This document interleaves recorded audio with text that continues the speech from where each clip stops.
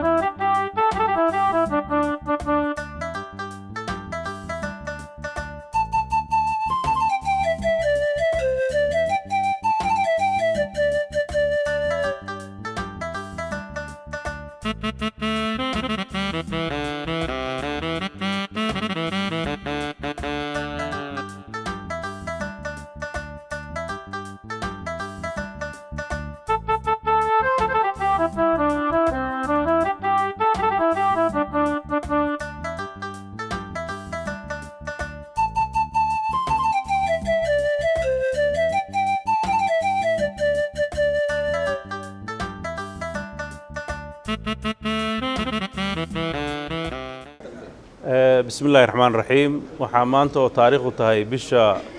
كواد لحية طبان كيدي لوكن إيا لواتنك مقالة بوصاص مقالة مدحة قناعسي قوة بنتلان كسو دوين وفد بلاران وهقامين أيو مدحوينها جبلان أحمد محمد إسلام إيو وفد جيسا وحان أنا أكو هالله مقع حكومة baarlamaanka garsoorka isimada iyo qaybaha kala duwan ee bulshada ee maanta halka joogay ee soo wada dhaweeyay waxaan ku soo dhaweynaynaa madaxweynaha iyo wafdigiisa gacmo furan magaaladoodii iyo deegaankoodii in ay yimaadaan waxaan ku faraxsanahay iyada oo muddadii uu xilka hayay markii ugu horeysay uu boosaaso soo booqday ay tahay dhowr jeer oo hore uu garow iyo gaalkacay iyo marar kala duwan u yimid waxay noo tahay sharaf gaar ah maanta booqashadan magaaladan waxay u tahay sharaf gaar ah saad ogtihiin Puntland iyo Jubbaland waa laba maamul goboleed ama labada dowladeeda xubnaha dowladda federaalka ee dhismo ahaanna ugu horreeyay Puntland oo horreysay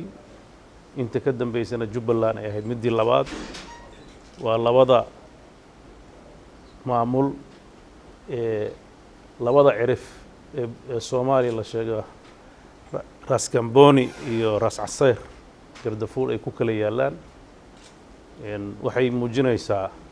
midnimada Soomaaliya oo dhan labadii daraf waxay u tahay sharaf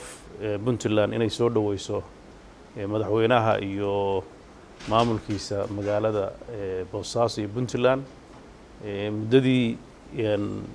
xilka cusub loo dhaariyana meeshii ugu horreysay oo Soomaaliya inuu booqdo inay noqoto Puntland sharaf gaar ah noo tahay waxaan rajaynayaa sida lagu yaqaano madaxweynaha iyo maamulka Jubbalandba iskarab istaaga midnimada Soomaaliyeed iyo la dagaalanka argagixisada iyo horumarka siyaasadeeda Soomaaliya qaybta ay ku lahaayeen inay sii xoogaysato runtii Puntland oo mar walba dhismaheedii hore iyo doorashadii labaad mar walba garab taagnayd waxay weli u muujinaysaa inay garab taagan tahay horumarkooda iyo maaragtay horu socodkooda maamul inay qayb ka qaadato marar horena gacan weyn ka geysatay haddana waxaan rajaynaynaa Jubbaland iyo maamulada kaleetaba maadaama ay ahayd maamulkii ugu horreeyay inay ka qayb qaadato dhismaha nidaamka federaaliga ee dalka Soomaaliya uu qaatay waa nidaam ku cusub dalkeenna waa nidaam u baahan fahamkiisa u baahan waqtigiisa marar badan waxay Jubbaland iyo Puntland ka midaysan yihiin ilaalinta federalismka xaq dhowrka xeerarka iyo dastuurka iyo geedi socodka siyaasadeed iyo la dagaalanka argagixisada intaasba waa meelaha ay ka siman yihiin waxaan rajaynaynaa in ay hormuud ugu noqdaan Soomaalida inteeda kaleeto iyada oo magaalooyinka ama isteedyada qaybtood marxalada adag oo dhinaca ammaanka iyo dhinaca dhaqaalaha ay haystaan waxaan u rajaynaynaa horumarka ay labadaas maamul gaareen inay dhammaan ummadda Soomaaliyeed gaarto hadalkeenu hadda waa soo dhaweyn iyo marxabaysiin waxaan rajaynaynaa muddada ay nala joogaan wixii kaleeto arrimaha ku saabsan guud ahaan labada maamul iska kaashanayaan iyo guud ahaan arrimaha Soomaaliyaba inaan ka wada hadli doono saxaafaddana mar kale la wadaagi doono aad baa u mahadsantahay madaxweyne soo dhawaaday waftigaaga bismillaahi raxmaani raxiim وبنا نستعين على أمور الدين والدين صلى الله على سيدنا محمد وعلى آله وصحبه وسلم waxaan rabaa madaxweynaha labada gole isimada dhammaan bulshada kale ee reer Puntland gaar ahaan reer Boosaaso iyo soo dhaweynta aad iyo aad u qiimaha iyo qadarinta badnayd ay nagu soo dhaweeyeen magaalada Boosaaso oo aan isleeyahay waqtiga laftirkiisa uu caawiyo xagaa maanaan imanin inaan aad uga mahad celinayo soo dhaweyntaas aanan leenahay aad baad ugu mahadsantihiin sharaf bayna noo tahay inaan maanta Boosaaso imaado waan garowe dhowr goor baan laakiin hadda sida madaxweynuhu sheegayo 90kii ay ugu dambeysay Boosaaso weliba May ay ahayd bil kulul ah aad baan ugu faraxsanahay maanta inaan Boosaaso imaado iyo inta ka muuqda iyo garoonkan ka soo degay baa igaga filan wax badan oo laga baahnaa Boosaaso oo si gaara weliba u ah marka laga hadlayo magaalada ganacsi ay u tahay Puntland ka sokow Soomaalida cusub waxaa la yiraahdaa Boosaaso laga dhisay markii uu jamhuuriyadda cusub hadda la dhisay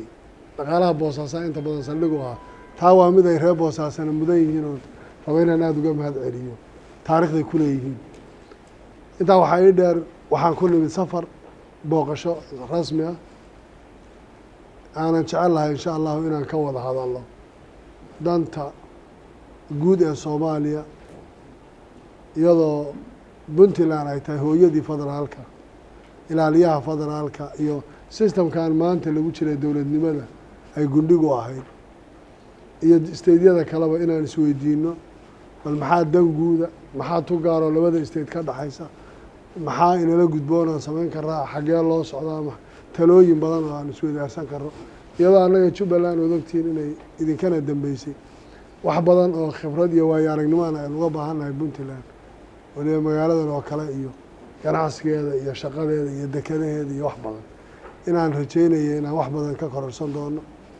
warku wuu dambeyn doonaa haddii ilaahay yidhaahdo. waxay ahayd inaan idiin mahadcelino soo dhoweyntii madaxweynaha iyo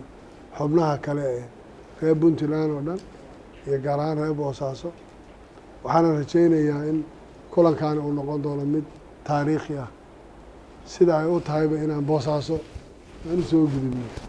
inaan insha allah wax kaloo sii fiicanna ay kasii noqon doonto. aad baan madaxweyne idinku mahadcelinaya adiyo dowladdaada iyo odayaashaba. waxaana idiin rajaynayaa insha allahu meel fiican baad maraysaan inaad sii socotaan annaguna aan idin soo gaadhin haddii ilaahayna. aad baad u mahadsantihin.